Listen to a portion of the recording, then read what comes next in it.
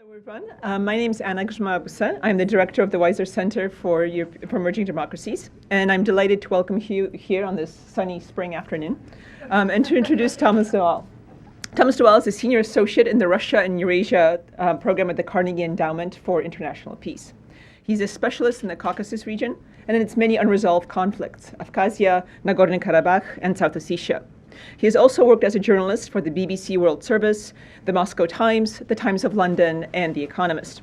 And he's the author of several extremely well-received books on Chechnya, the Karabakh conflict, and the Caucasus in general.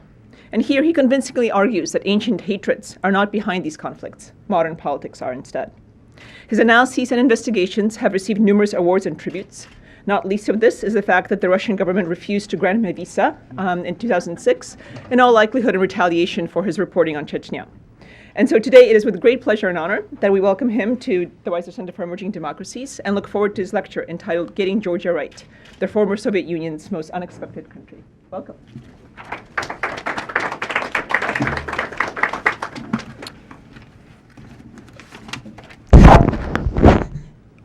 Thank you, Anna, and thank you to everyone at the Weiser Center for organizing my visit to Michigan. You've organized everything beautifully except the weather, and that's, I don't take that personally. I'm going to talk about Georgia today. I have no illustrations, but we just called up one picture for you to reflect on. Why are these two men lighting candles? Who are they, and what does this tell us about Georgian democracy? That's my one illustration for today. And I'm going to, so let me begin with the story of an election.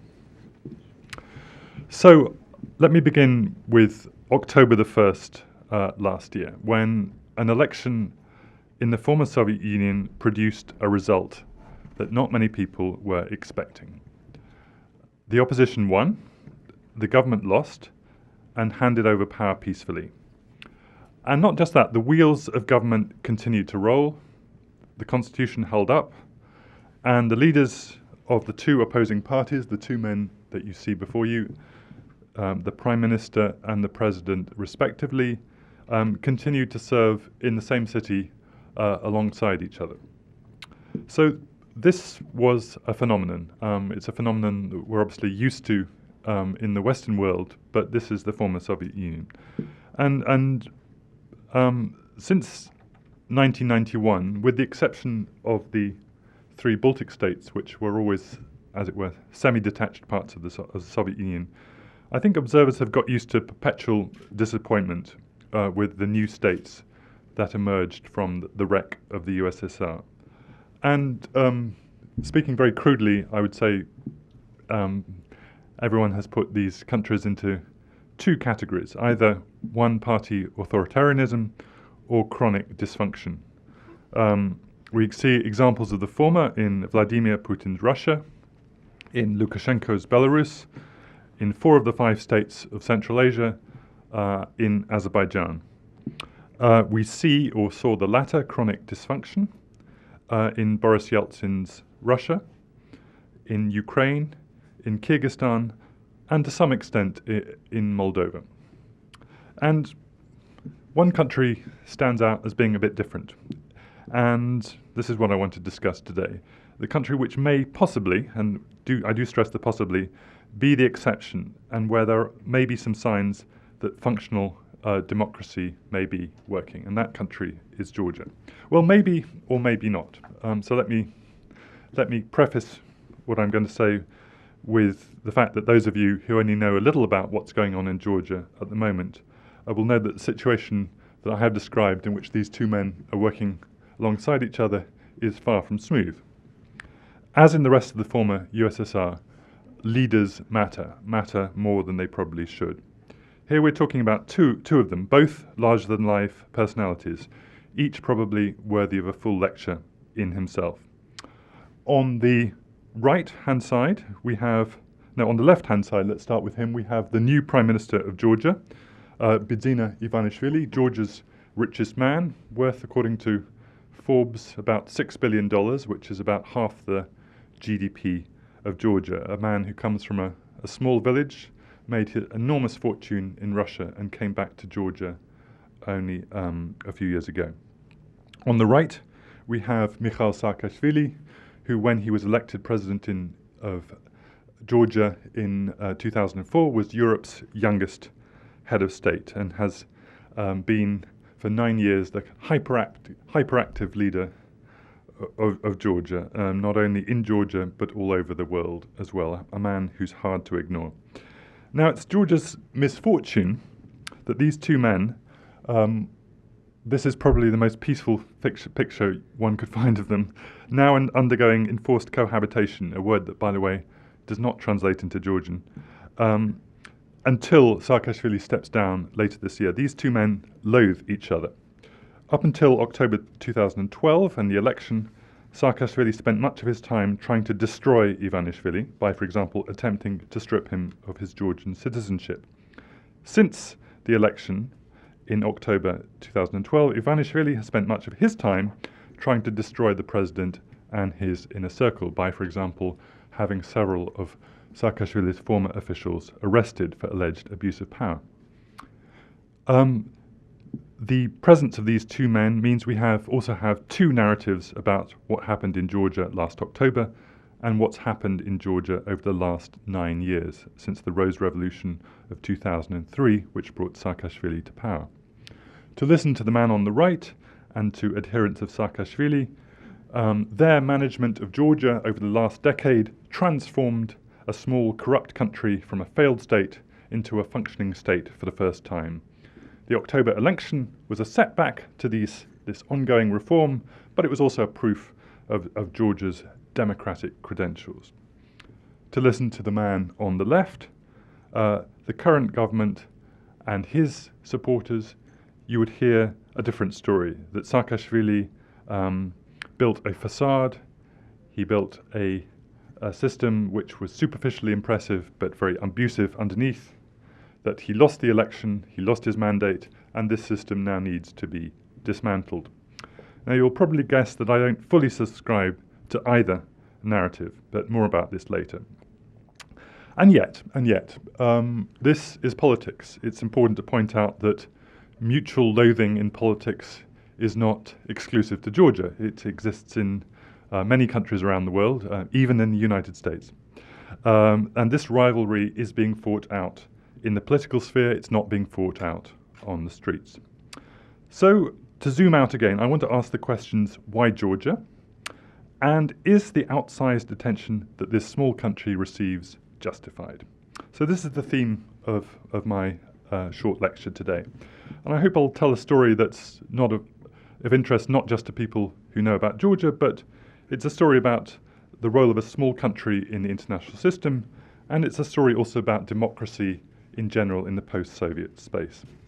So let me begin by trying to describe Georgia to those of you who don't know it and haven't lived there.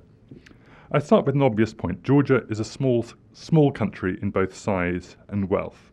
Its population is about 4.5 million people. In US terms, that means in area and population, it's about the same size as South Carolina, or about less than half the American state of Georgia on both counts. It's much poorer than its three big neighbors, Russia, Turkey, and Iran, none of which we think of as being particularly wealthy countries. Its GDP per capita is actually around $5,000, which puts it in the category of lower middle income countries around the world, roughly on the same level as Sri Lanka, Bolivia, or Morocco.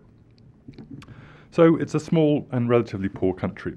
Now, geography is also important. Georgia is remote. It's a mountainous country in the borderland between Europe and Asia. Within that small space, it has an amazing variety of landscape and ethnographic tradition, what you might call an inbuilt diversity and pluralism. Every valley is different. Charles de Gaulle famously said of France, "How can anyone govern a nation that has 246 different kinds of cheese?" Well, the same could be said of Georgia. How can anyone fully understand, let alone govern, a country that has 400 varieties of wine and dozens of ethnic groups? The country Georgia in the Georgian language is Sakartvelo, a place where people speak the Georgian language. The language also adds to the obscurity. It's not related, Georgian is not related to any other European language group and famously difficult. It may be the only language in the world where a word combines 7 consonants in a row. We do have a Georgian in the room, so I was going to attempt the word prutskvni, which I think means to peel. I peel an orange or something like that, which has indeed 7 consonants in the row. Now, this is not just of ethnographic interest. This means that this is a language of which almost no non-Georgians speak. This is important. All of this could make Georgia easy to ignore, a marginal country in a busy world. So if Georgia matters, it is by the efforts of the Georgians themselves to make Georgia matter. Now, there's a common outside conception of the Caucasus region as a whole as an area of geopolitical competition, a big chessboard in which the great powers push the small nations around like pawns. Well, I've spent most of my career trying to argue against this conception. I have a different perspective. Of course, the great powers do have interest here, but possibly fewer than the locals like to imagine. But it's the small nations, I would argue, like the Georgians, who, with literally centuries of practice, are skilled at manipulating the great powers and playing them off against each other. A major weapon in the Georgians' armory, given lack of financial and military power, is charm. A culture of panache, expensive generosity and hospitality extends into politics and diplomacy, frequently making an impact way in excess of Georgia's stature. British diplomats attending the 1919 Paris Peace Conference after the First World War recalled that they were initially well disposed towards the Armenians, who had suffered horrific losses and genocide during that war, while the Georgians, who had been allied with Germany, got a much cooler reception, naturally. However, if you read those memoirs, you find that over time the tough maximalist demands of the Armenians alienated the Western diplomats, whereas the Georgians, by contrast, worked their charm and got much more out of the peace conference than anyone would have expected at the beginning. That tradition has continued over the last decade. In similar fashion, the PR skills of the young English-speaking emissaries of the Saakashvili government, telling the story of the new Georgia as a quote-unquote laboratory of reform or beacon of democracy, have worked wonders in many Western capitals and have produced really tangible results. I would argue, for example, that Georgia's very high score in the World Bank's Ease of Doing Business Index is a result of a very successful PR campaign working with people at the World Bank in Washington. Historically, Georgia is one of those small, much colonized nations that has always had to define itself in relation to others. Before the end of the 20th century, Georgia has been a kingdom, frequently several kingdoms at once. It's been a nation united by language and the Orthodox Church. It's been a republic inside the Soviet Union. Between 1918 and 21, it was briefly an independent republic, but unrecognized by the outside world, and in such a state of turmoil that it barely achieved statehood. Being part of the Persian, Ottoman, and then Russian empires, Georgians, like many other colonized nations, learned adaptability and resilience. Georgian history became Janus-like, with one narrative for the outsider and colonial power, another, told in the impenetrable Georgian language, for insiders and fellow kin. To take but one example of this phenomenon, Georgians have frequently outwardly maintained the religion of the colonial power, while continuing to practice Georgian orthodoxy in secret at home. For example, Georgian elites were faithful Muslim aristocrats in the Persian or Ottoman empires, and then atheists in Soviet times, but in 1801 and 1991 they converted back en masse to the Georgian National Church. Only then, in 1990 and 1991, do we suddenly have a new Georgian state. In those years, the crash of the Soviet system brought immense and entirely unrealistic hopes that everything would magically come right for Georgians once they were in charge of their own new Georgian state. The writer Guram Adisharia, who is now the new Minister of Culture in the Georgian government, recalls, "We Georgians thought we'd become independent, sell our wine and mineral water, and live like millionaires. The Abkhaz, with their sea and countryside, thought they would break from Georgia and become a second Switzerland. We were all going to live so well." And that's not just a writer speaking. If you look back at the speeches of Georgia's first president, Zviad Gamsakhouri, he was telling people that in a matter of years they were going to be Austria, they were going to be Switzerland, everything was going to come magically right. Unfortunately, decolonization was not so easy, here or elsewhere. Georgia had been one of the most prosperous republics of the Soviet Union, mainly because it had products like wine and fruit that could easily be turned into cash, into the cash-heavy Soviet economy. The Declaration of Independence and severance from Russia spoiled all that. It hit Georgia exceptionally hard. GDP fell by 73% between 1991 and 1994. The country's first president, the ultranationalist Zviad Gamsakhouri, plunged the country into civil war and chaos. He was deposed at the end of 1991. Former Communist Party leader and former Soviet Foreign Minister Eduard Shevardnadze returned in 1992 to salvage the situation. But Shevardnadze had legitimacy, but virtually no power. He once compared, I think this was in 1992, his government to a single fire engine serving an entire city. For years, Georgians had virtually no salaries, no pensions, or even regular electric power. Jaba Yosseliani, one of the warlords running the country before Shevardnadze finally managed to put him in jail, famously said, "Democracy is not eating a plate of beans." I think he actually talking about lobio, the Georgian black beans. And I think there were dozens of Western governmental and non-governmental employees in Georgia in the 90s spreading the good news about democracy and the rule of law. But I would argue that Yosseliani was more accurate than they were. Here was a first lesson for a small post-Soviet, post-colonial country. You can't have functioning democracy if you don't have a state. Shevardnadze's Georgia had plenty of pluralism. For example, and this is a story of many other post-communist countries, it had literally dozens of political parties, with every conceivable platform, from monarchist to Stalinist, competing in a very lively parliament. A total of 145 political parties competed in the 5 parliamentary elections Georgia held from 1995.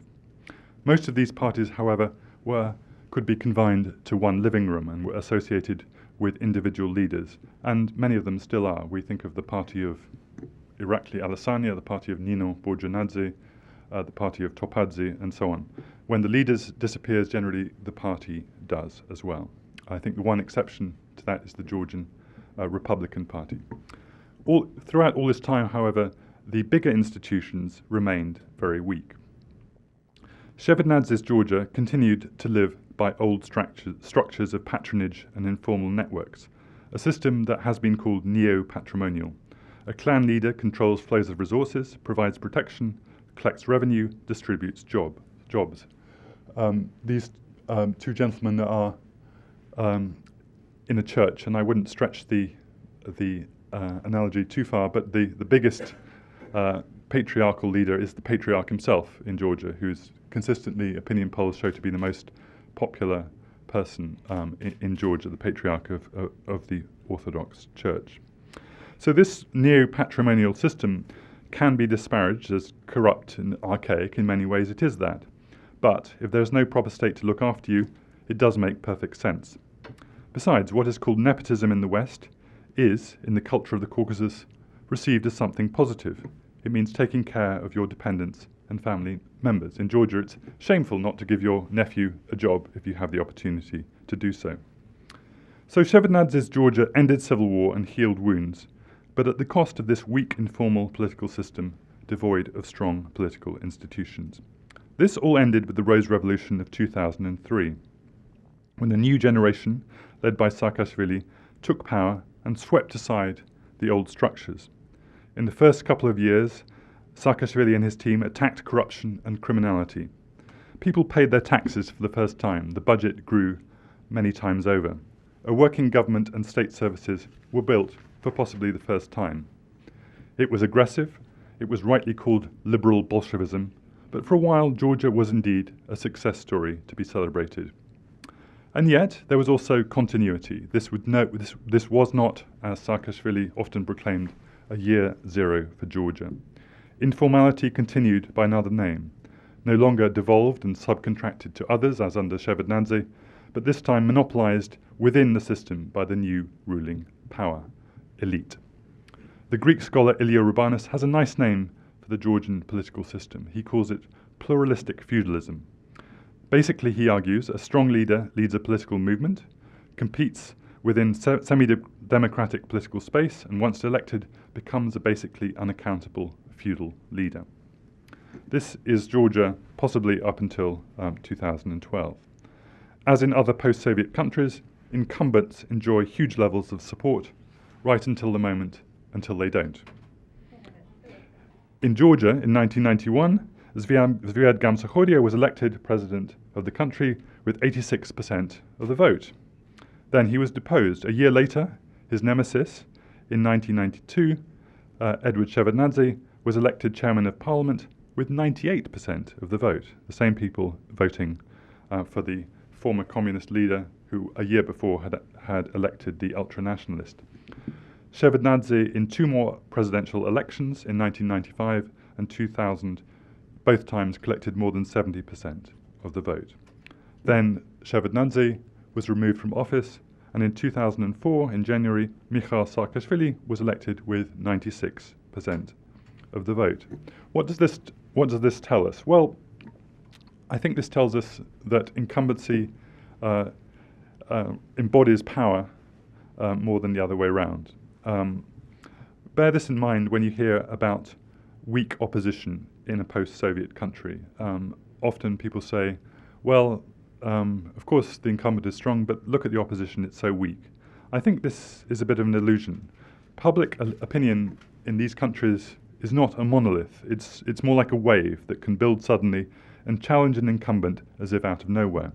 This is basically what happened in the Georgian elections last year, and something a bit similar is happening in Armenia and Azerbaijan this year, although to a lesser extent. Just to give you some more figures about last year's Georgian election and about opinion polls and why it took people so much by surprise. Well, in September last year, the National Democratic Institute did a poll which recorded about 30 to 40% support for Saakashvili and his United National Movement Party, and only 12% support for Ivanishvili's Georgian Dream coalition. There was a huge number of don't knows and refused to answers, which was quite hard to read. Only a month later, in October, Georgian Dream won the election with 55% of the vote. In December, Ivanishvili was already enjoying a favourable rating of 80% and Saakashvili of only 29%. So again, a wave built as if out of nowhere and swept away Saakashvili. Some news footage on Georgian TV right after the election illustrated what was happening here. It showed a Saakashvili supporter in front of the mayor's office in Tbilisi, taking off his red and white T-shirt of Saakashvili's United National Movement and putting on a blue T-shirt of the newly victorious Georgian Dream Party. Just as one can imagine, maybe a century or so before, his ancestor swapping Christianity for Islam or communism for Christianity. Saakashvili lost the election for a number of reasons. His state-building project had become increasingly detached from the needs of ordinary people. State funds were being diverted towards big infrastructure projects, such as a planned city of 500,000 people on the Black Sea, named Lazika, rather than towards the ordinary needs of citizens, such as the rural poor or the urban unemployed. The liberal Bolshevik machine, which cracked down so effectively on petty corruption and crime, achieved many of its objectives and then simply kept on running. The criminal justice system in Georgia became one of the most punitive and abusive in the world. In 2012, Georgia had the fourth highest prison population per capita in the world, having overtaken Russia. The United States is still number one, you'll be happy to hear. Your chances of being acquitted in the Georgian court were less than 0.1%. Why then was Georgia different, and why did Saakashvili allow himself to lose the parliamentary election? Well, in a nutshell, he didn't intend to, but realized he had to accept the result on polling day. Georgia's many discontented voters had long lacked a champion. They eventually found one in Bidzina Ivanishvili, a man who had both the name and the money to face down the formidable state machine and governing party constructed by Saakashvili. The election campaign was not fair, and Saakashvili enjoyed a considerable advantage in the media and in the allocation of state resources. But Georgia was sufficiently pluralistic, and Saakashvili sufficiently mindful of his legacy and reputation in the West, that he allowed a basically free vote on election day, all the while believing the advice of pollsters that he would win. However, when the votes were counted and the wave of negative public opinion suddenly overwhelmed him, Saakashvili knew that his best option was to concede defeat and give up the government. He stayed president and will serve out his term until October this year with reduced powers, but he basically gave up the government to Ivanishvili, who becomes de facto the day-to-day ruler of the state. Hence this strange current cohabitation between a president who's still head of state but has very few powers and the prime minister who's basically running the country. So this is a very brief story of modern Georgia. Let me give you some tentative conclusions from this story. I suppose the main one is that we need to be cautious about accepting preconceived models about a state like Georgia.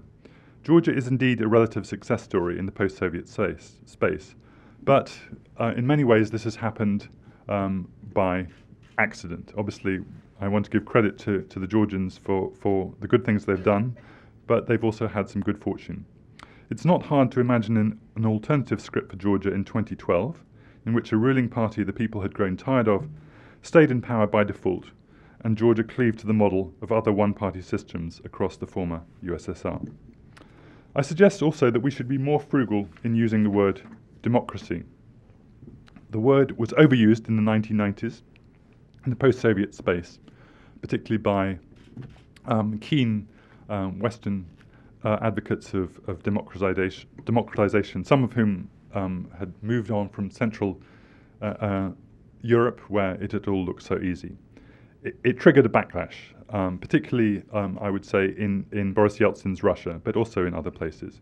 It's difficult to have democracy without a functioning state, in which there is a working contract between government and citizen.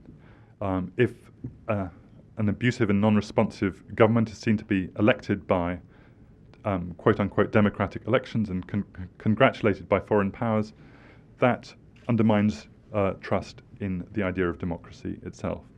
So rather than democracy, I would prefer to use the more cautious words of competition and pluralism. And Georgia certainly has both of these. I've sketched out the history of pluralism in Georgia, its inbuilt pluralism from geography and history, and also I would argue in an urban culture, particularly in the capital city of Tbilisi, which has taken the lead several times in ousting an unpopular government. But we should also note that the feudal tradition in Georgia is still strong. Many people voted for Bidzina Ivanishvili on the grounds not that he was a democratic savior, but purely that he was Georgia's richest man who could personally pay to fix their problems. The new government is doing many positive things in the fields of judicial reform, breaking up business monopolies, and assisting agriculture. But many people also see it as a broom which is sweeping out the old guys and putting in our new guys who will look after us. Georgian Dream is not a monolith. It is a coalition which will eventually break up. But there is still a risk that the leading part of it, with Ivanishvili's blessing, could evolve into the same politically monopolistic ruling party as its predecessors and that we see in neighbouring countries. In the last election, commentators identified three types of voter in Georgia. There were the Mishisti, they called them Mishisti in Georgian, who supported Mikhail Saakashvili. There were the Dreamers, the Otsnebisti, who supported the Georgian Dream coalition of Ivanishvili. And there was a third category of voter who was called a Shuashisti, which comes from the Georgian word in-between, Shuasha. In other words, these were the in-betweeners. Now I'm told that in Georgian the word Shuashisti has negative connotations. I would suggest that Georgia will not be a functioning democracy until Georgians can say with pride, I am a shuashisti. I am an in-betweener. I do not support one strong force or another. The former European Union ambassador to Georgia, Per Eklund, once used a good metaphor about the country's progress. He compared it to a tango, which dancing 2 steps forward and 1 step back. So if we look at Georgia over the last 20 years, we do see the tango being danced. In 1990, Zviad Gamsakhodia made a disastrous and unprepared leap into independence. 2 years later, he was violently overthrown. Edward Shevardnadze then saved the country from complete breakdown and collapse. In 2003, Shevardnadze in turn was overthrown in a peaceful revolution. Mikhail Saakashvili then undertook a program of state building. In 2012, for the first time, Georgia underwent a peaceful transition of power, this time through the ballot box, and Saakashvili lost power. So there is forward movement. Georgia is also learning to balance the claims of independence and dependence. Foreign policy and Georgian-Russian relations in particular is not a topic I've touched on today, although obviously the relationship or lack of a relationship with Russia has a huge influence on Georgia, but I'm happy to discuss that in your questions. Clearly, Georgia's had to manage a very difficult relationship with Russia over 20 years. Some leaders have managed this better than others, shall we say. Shevardnadze in particular managing to achieve a more balanced relationship with Russia than either Gamsakhodia or Saakashvili. In 1990, Gamsakhodia tried to lead Georgia from complete dependence to complete independence, cutting off all links not only with Russia, but also the other neighbours. The results were catastrophic. Nowadays, Georgia is much more fully enmeshed in the international system of organisations and mutual political and economic dependencies.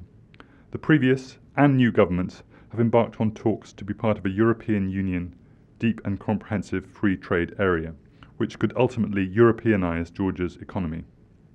And I would argue that this kind of dependency is much more valuable for a small country than proud isolation of the Gamsakhodia type. So my final thing to say is that maybe when we look at Georgia, and indeed look at other post-Soviet countries, perhaps we are applying too ambitious a time frame. Historians could have told the political scientists that the political systems of these countries are indeed very archaic, that it was unreasonable to expect them to build modern state institutions and practices in just 20 years.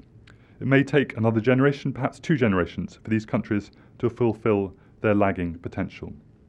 And though Georgia is far from being a success story, it is at least moving forward. The tango continues, and in Georgia's case, it continues at least with a lot of panache. Thank you. I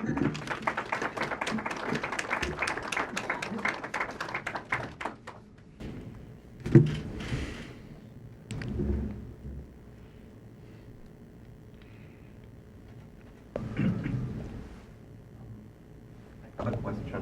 Thank you for your illuminating presentation and for your analysis of the situation in Georgia. My first question has to do with the Russian-Georgian War of 2008. To what extent do you think that war contributed to the fall of the former president, Saakashvili? And the second has to do with my own interest in the activities of the Caucasus Emirate. You know, it's a more or less virtual state that exists in the Northern Caucasus. And it used to receive a considerable support from Georgians, either through government or some individuals. And more recently, you probably heard of the rather unpleasant killing of Chechens, allegedly by the Georgians. That resulted in a great scandal, and the Caucasus Emirate condemned the former government for what they described as a terrible massacre. Would you comment on this? Right. Just to clarify, the second question, you're referring to the incident last summer in... Yes, when the group of Chechens right. who were about to cross Right. Right. Maybe I should start with that one because the answer is I don't. It's a very murky story in which I don't. I think there are several versions, and I'm not sure I have a good version myself. The Georgians say that this group was crossing over the border into the North Caucasus, that they kidnapped some villages, that the Georgian police were called in to try and rescue the villages. There was people got killed. It wasn't clear. Some of these people were ethnic Georgian Georgian national Kiests who were related to Chechens. It was a very murky story, which I'm afraid I can't cast much light on. On your first question, yes, I mean, clearly the 2008 war, Russian-Georgian war, was a sort of a joint venture, if you will, between Saakashvili and Putin, with the collaboration of Edward Kokoity, the leader of South Ossetia. And Saakashvili, he was obviously under enormous pressure, but he also took a gamble and miscalculated and launched an operation against South Ossetia, which went disastrously wrong and ended up with a full-scale Russian invasion on his hands. After that defeat, few people really expected him to last the winter, but he's a very talented politician. He sat tight.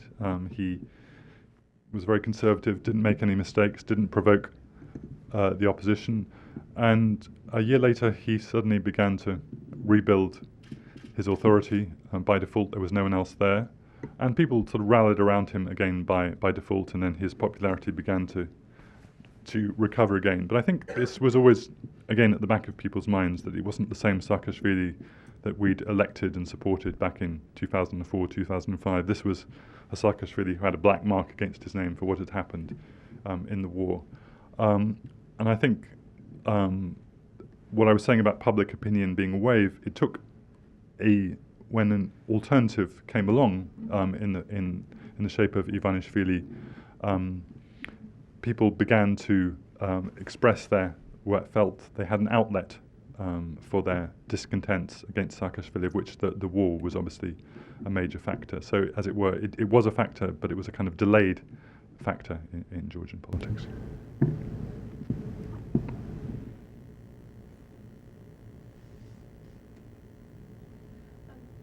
So what about Ivanishvili? Is he likely to leave power when his term comes up? Has he shown any inclination? Well, one of the interesting things about Ivanishvili, I actually visited him 2 months ago in his futuristic palace above Tbilisi, and he says that he doesn't intend to stick around. He says, I will serve a year and a half, and then I will leave politics, and I will form an NGO, go in, or maybe go back to his zebras on his. Which he owns on his. So he's a kind of interesting, rather mercurial character who,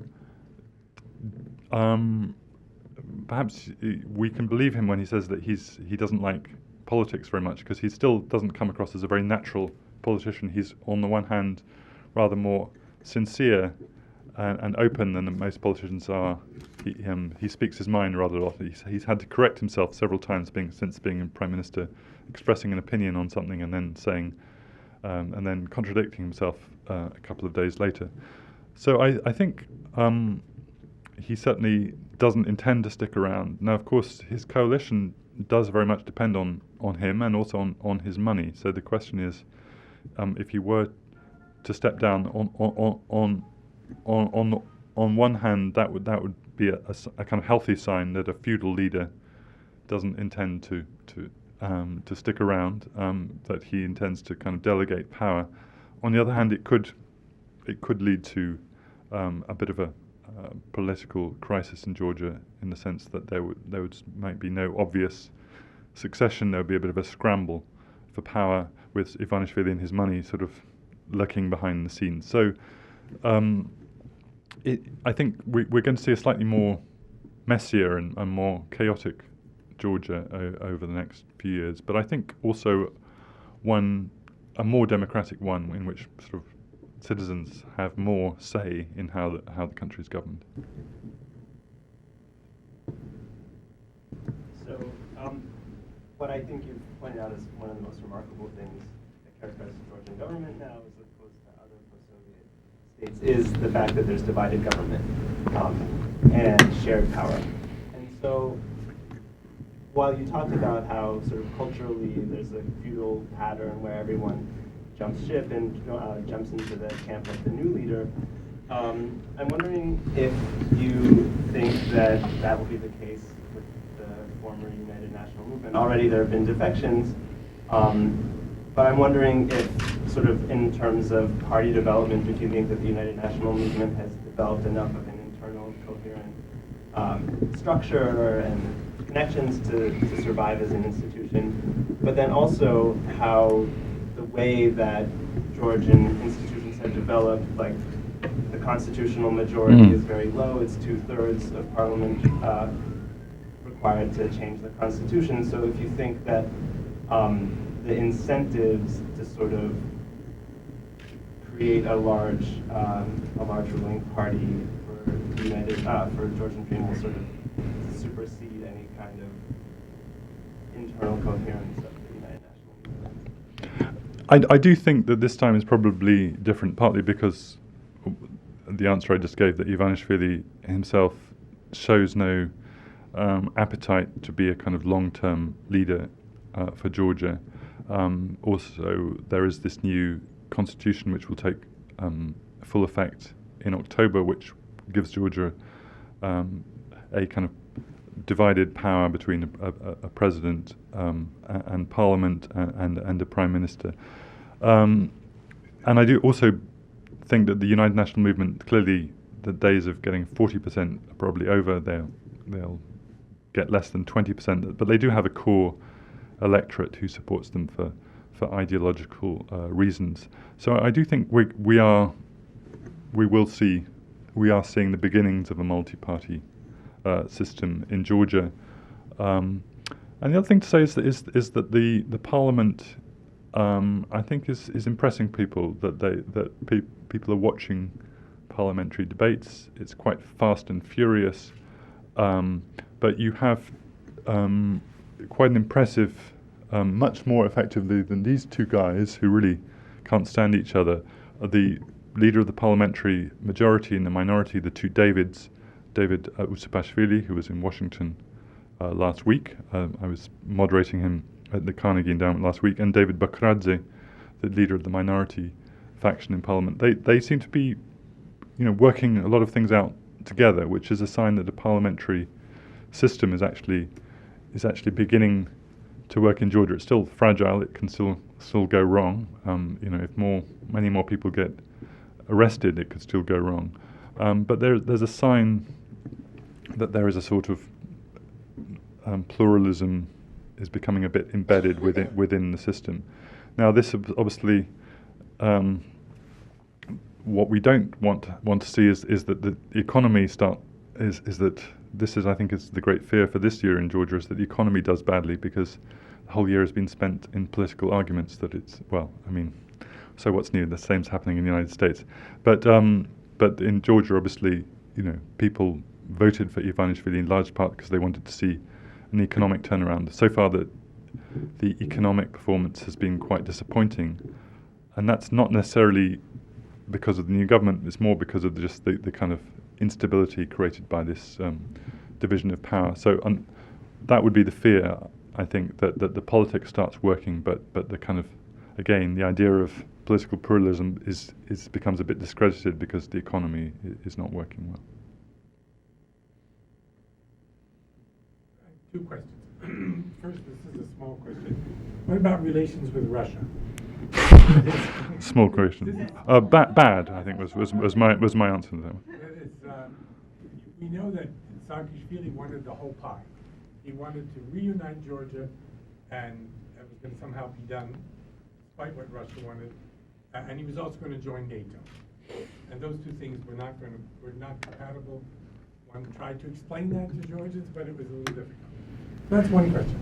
The bigger question is, since you're speaking at the Weiser Center for Emerging Democracies, I wanted to ask you, what would be some of the kind of conditions, preconditions, whatever, that would make it more likely that the republics of the Caucasus, of South Caucasia, particularly Georgia, were able to move into that direction? Now, I like your suggestion that we should be more modest and not talk about full-blown democracy, but rather competition and pluralism. But it seems to me there are some fundamental cultural and social factors, long historical structures that are making it difficult in this situation to move to anything that looks like the West, and that our expectations 20 years ago, 25 years ago, were completely misplaced. Mm-hmm. Right. Okay. In answer to your That's small the big question. your small question first, relations with Russia. I think this is another interesting phenomenon. Is how the Russians have totally miscalculated on Georgia. The Russians basically said our enemy is Saakashvili, our enemy is not Georgia. But then they went ahead and recognized Abkhazia and South Ossetia as independent states in August 2008, following the war. So they recognized two territories, disputed territories, that problematic territories, which would still, they hitherto had regarded as de jure part of Georgia as independent states. By doing so, that was a big blunder because they lost their leverage to be negotiators, to be mediators on those conflicts. And they also basically created a permanent dispute with Tbilisi, which meant that they lost all leverage over the Georgian government. And they must have, and suddenly Saakashvili is defeated. And who is the guy running around Tbilisi doing all the talking, mediating between the two parties? Who is it's the American ambassador who has a fairly good relationship with both Ivanishvili and Saakashvili, and the Russians are nowhere to be seen. The Russians simply aren't there. And Saakashvili had spent much of the election campaign saying that Ivanishvili was an agent of Putin, an agent of the Kremlin. The electorate basically didn't buy it. They said, we're not interested in that kind of talk. We're just going to vote for him anyway. So what does this show us? I think this shows us, one, there's a major problem in Georgian-Russian relations, which is not going to be solved anytime soon, maybe for 20, 30 years possibly, which is Abkhazia and South Ossetia. Two, Georgia's basic strategic orientation will continue towards the West, and more, I would say, the EU than NATO. I think NATO is pretty unrealizable, and we'll leave the EU to next.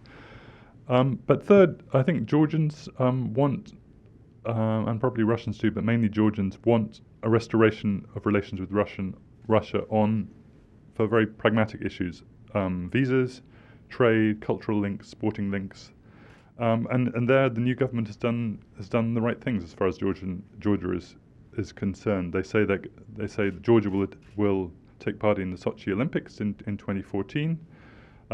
They've negotiating for the lifting of the ban on bourgeoisie, mineral water, and on wine, which seems to be re-entering the Russian market, which will have a huge impact, particularly in eastern Georgia and Kakheti for farmers, where 80 or 90% of Georgian wine used to go to the Russian market.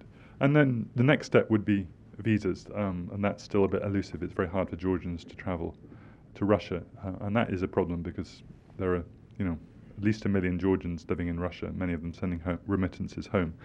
So basically, relations with Russia, I think, are stabilizing, but will never improve fully. And I think that's actually, if you're a Western strategist, that's a pretty good result. The situation is much calmer, much less chance of a conflict.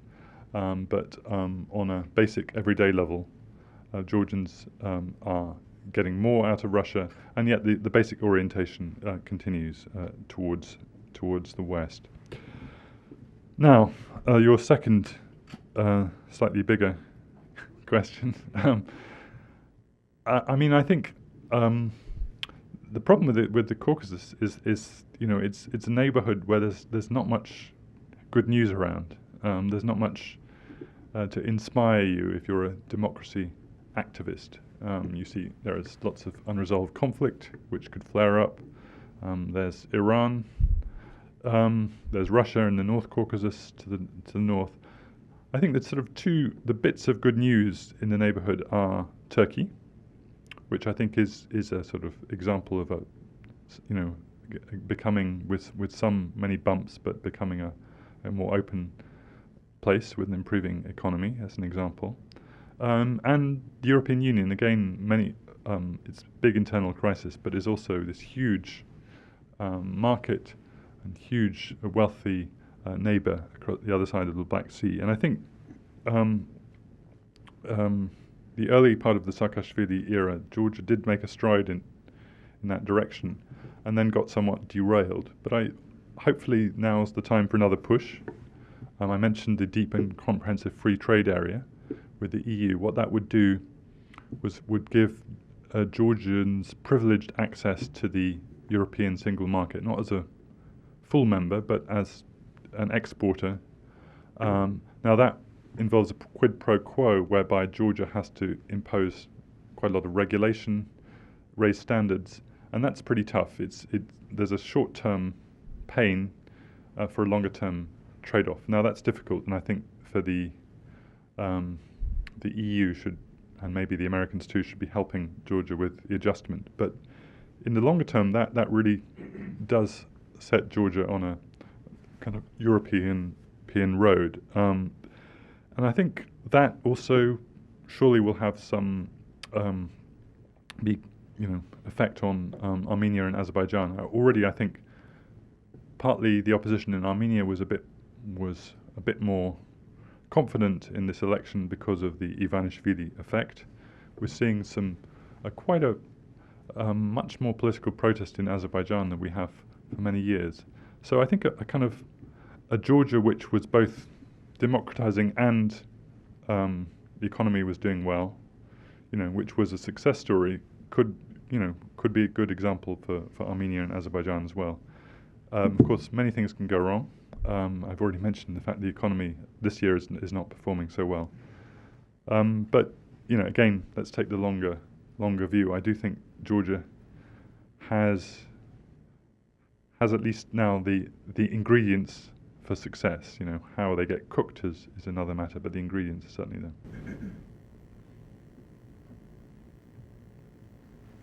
Thank you. From the Georgian. Thank you.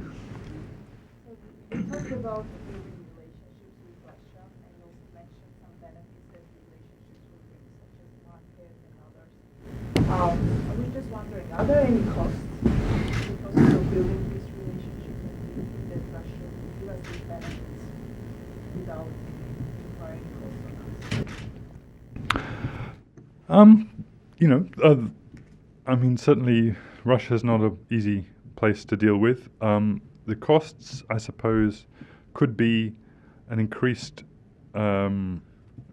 Russian presence in the economy. You already have quite a large. This is one of the dark secrets of Saakashvili's Georgia, that the Russians actually already own large parts of the economy, the electricity sector, one of the banks, one of the mobile phone companies, Beeline, one of the mines. So Russia's already in the economy, although Saakashvili would never talk about that. So but that could be a cost that in order to improve the economy, Russians are invited in on preferential terms. That could be a cost. But in general, I think it's Georgia is now a fully paid up nation state with a strong presence of Western countries on the ground. So I think the days of somehow imagining that Russia can somehow subvert Georgia from inside, those days are over. If a man who made all his money in Russia, had his assets in Russia, the moment he becomes leader of Georgia, also declares a Western orientation, that tells you that structurally Georgia is a different place from where it used to be 10, 20 years ago. So I think Saakashvili liked to use the Russians as an instrument, but I think Russia is basically not the power that it was in the South Caucasus 10 or 15 years ago. It's basically a declining power, which has very few instruments of power, of which maybe business is probably its last instrument. It has soft power, which is often quite positive soft power. The Russian language, I think, I regret that Russian is no longer so widely taught in Georgia. I think that's a big mistake. After all, what language will if Georgia wants to somehow integrate Abkhazia and South Ossetia, what language will Georgians speak to Abkhaz and Ossetians? It won't be Georgian. And also, what language will Georgians speak to Armenians and Azeris? It's not going to be English, or apart from a top elite. So I think we're seeing an evolution of Russia in the South Caucasus. I don't think Russia will let go of Abkhazia. I think Abkhazia has pretty much gone to Georgia. I think a deal can still be done over South Ossetia, partly because I think the Ossetians themselves probably wouldn't mind doing a deal in the longer term. But with the exception of Abkhazia, I think Russia is no longer to be so greatly feared in the South Caucasus.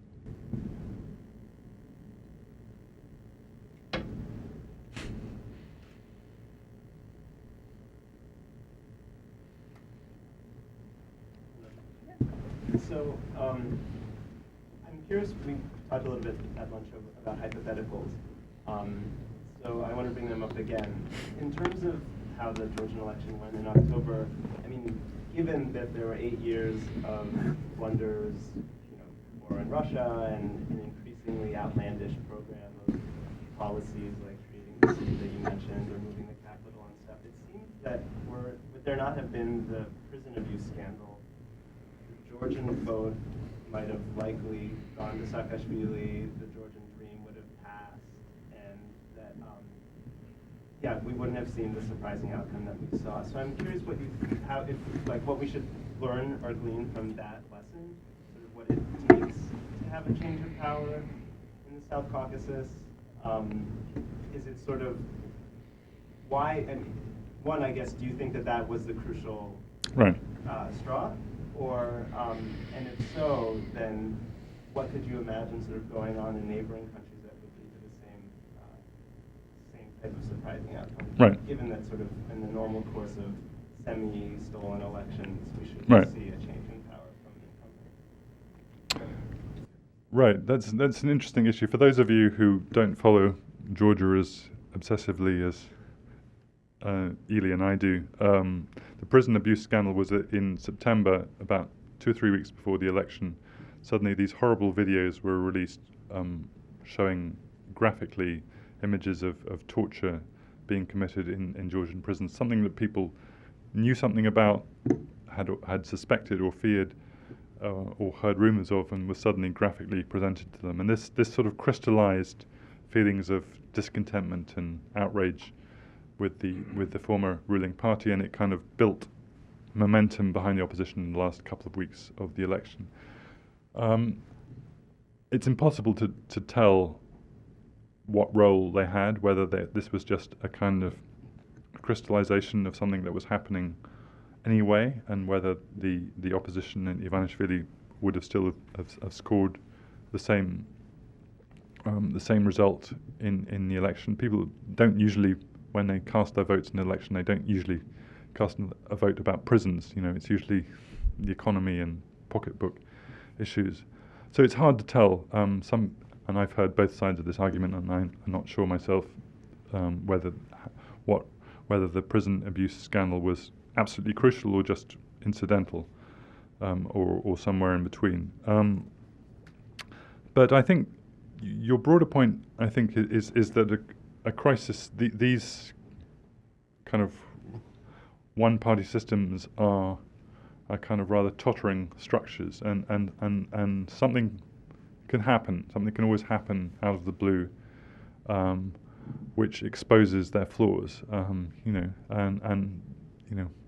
in Tunisia, it was the treatment of one market seller, which suddenly, concentrated this feelings of outrage and outraged dignity in Tunisia, which suddenly flared up and sort of created an Arab Spring. So I think it's impossible to predict what could happen in any of these countries, which somehow can trigger a crisis.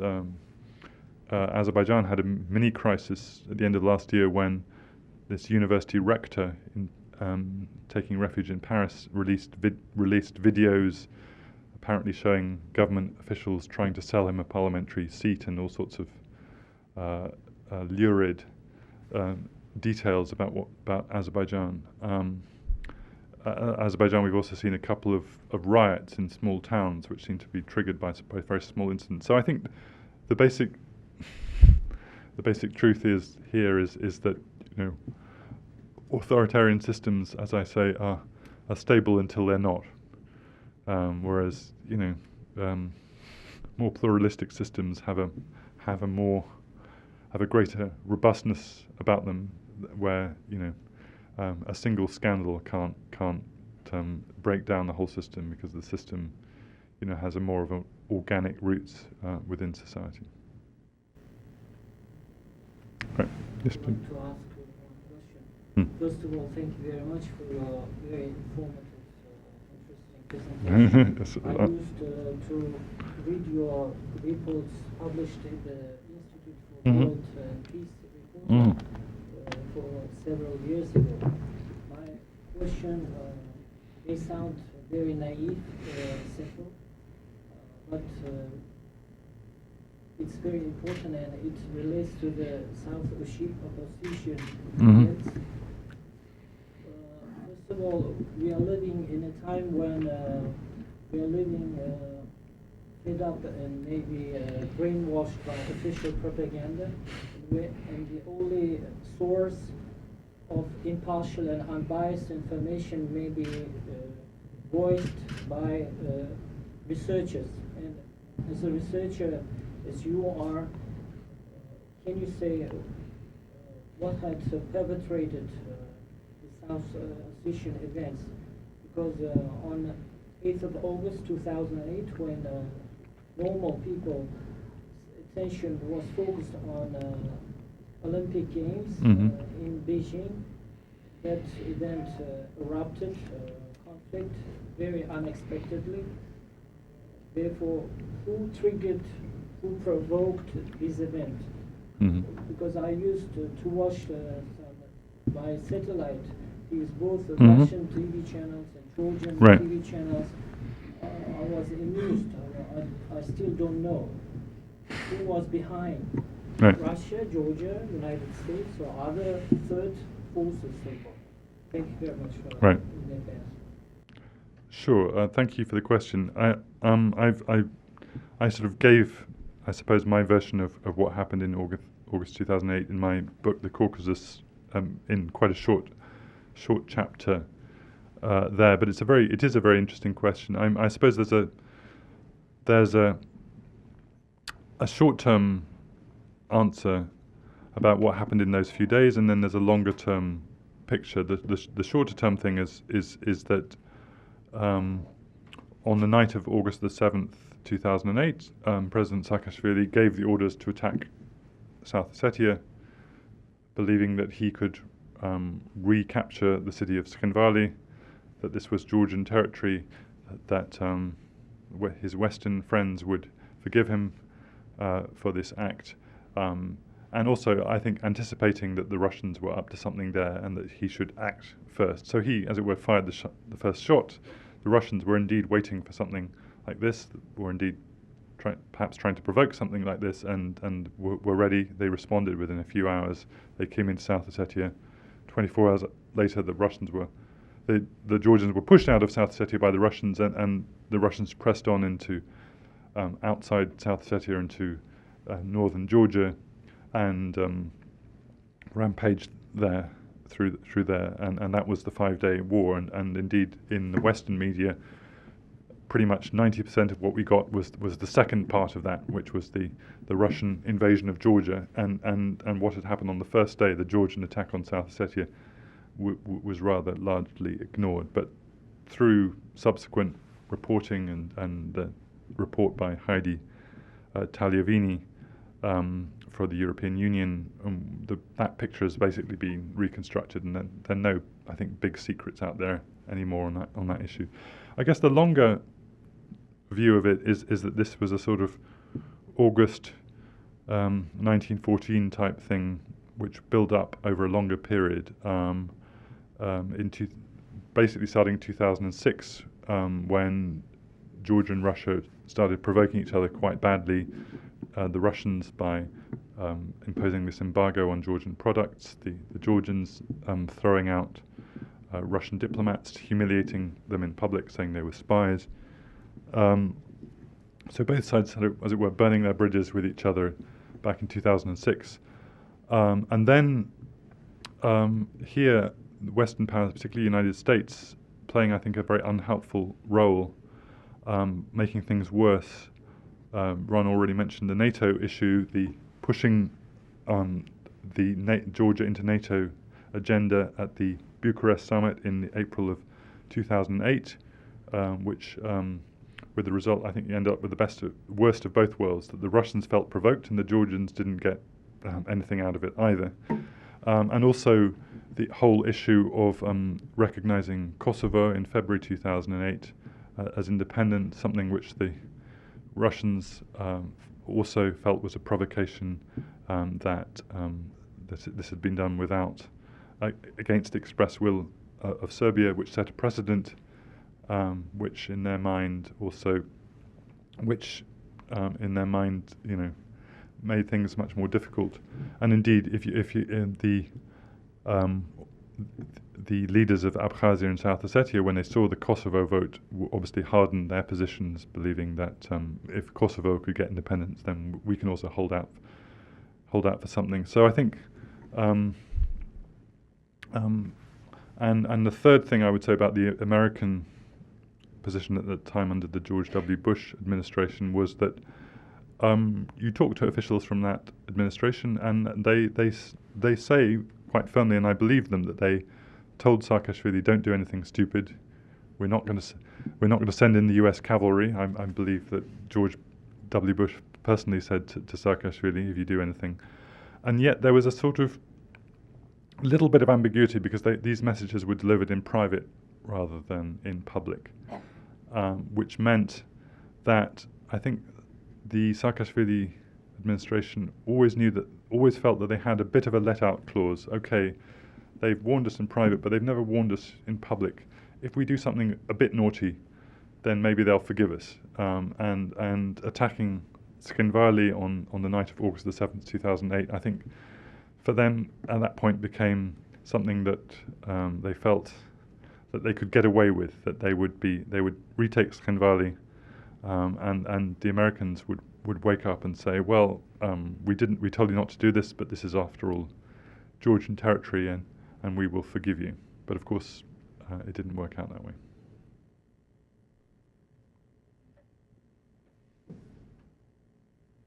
Thank you so much. Sure, thank you.